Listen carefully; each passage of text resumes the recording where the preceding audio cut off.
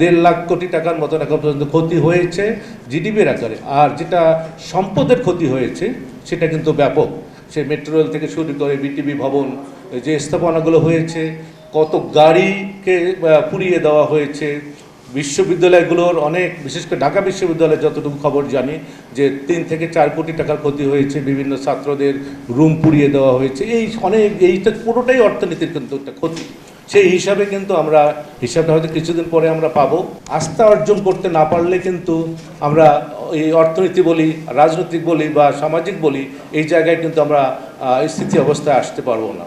এই জায়গাটাই আমাদেরকে ফিরিয়ে আনতে হবে, সেই জায়গায় কাজ করতে হবে।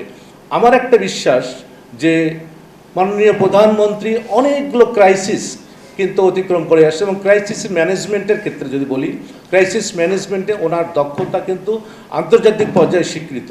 আমার মনে হয় প্রধানমন্ত্রী যদি এইটাকে ওন করে, এই সমস্যাটাকে নিজের মতন করে নিয়ে যদি চিন্তা করে, আমার মনে হয় এখান থেকে আমরা উত্তরণ ঘটাতে পারবো।